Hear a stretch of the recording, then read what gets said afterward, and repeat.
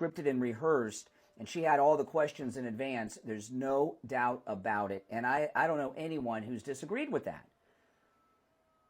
All of a sudden, she can talk, huh? 2 hours down, one to go. Back after this. I did. Okay. So they want to discount her because she's voted for Trump. It's like her opinion means nothing because she's voted for Trump in the past. You know, the CNN, they're disgusting, just like ABC. But, you know, the thing about this entire discussion that's going on, see, this is what I've been telling, and this is obvious. Kamala Harris and the Democrats are done with the American people. They believe the American people are not loyal to them. So they're bringing the South American people here and others, these Haitians and others, to replace you. So they have a new block of people, of supporters, because there are not that many Democrats anymore. And the independents are leaning towards the Maga movement. So they got to bring in new people to have a new base of support. That is what they are doing. And everyone knows this. You know, people in this country are struggling financially, but the illegal... They're eating the dogs.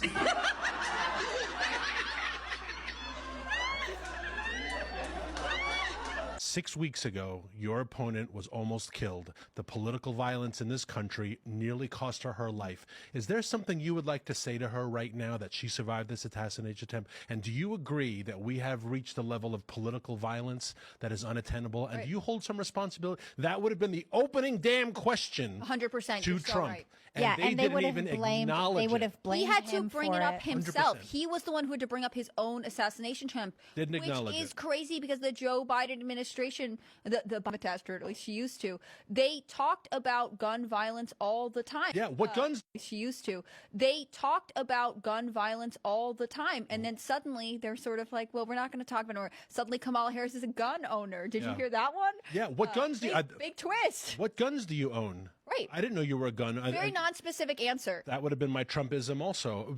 The vice president, you're a gun owner. Wow, what guns do you own? When did you buy them? Which one's your favorite? Which one? Yeah, exactly. And I could be How many wrong. magazine I got a favorite. clips? How many magazine clips do you have? You know, like, just use fake terms that and catch her because they use fake terms. Joe Biden would always say this magazine. Ajay, he might make some bold claims. It's not surprising to him that he did that. Kamala Harris sort of did nothing. She did not define herself well enough.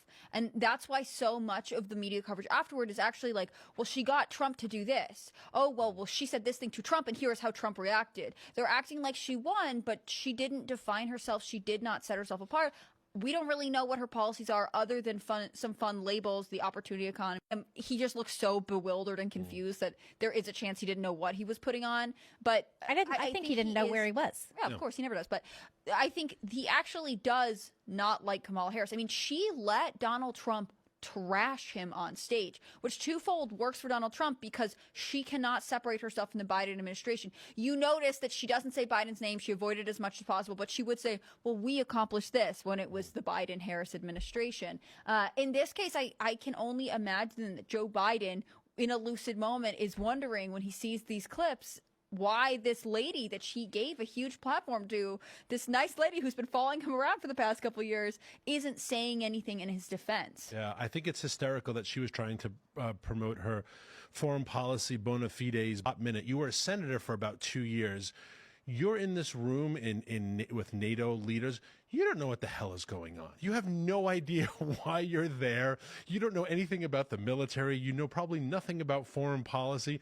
And to give this idea that, like, on my 4th day in office, I went over to Kyiv and convened these world leaders. I would have loved to have been in that room as she was sitting down with these world leaders, being like, "What the hell is?" Oh, on the news, did you? I mean, if that were Trump, if somebody had gotten up there and excoriated Trump, you'd be all over the place. So please, would you factor this into what you're doing? Because they're trying to steal this election the way Maduro stole the election in Venezuela, or the way communists steal elections, or they have control of the newspapers, like the communists had control of Pravda, and China has control of the China, whatever it is, Daily or Times, and of all the stations. So they're trying to brainwash you. Well,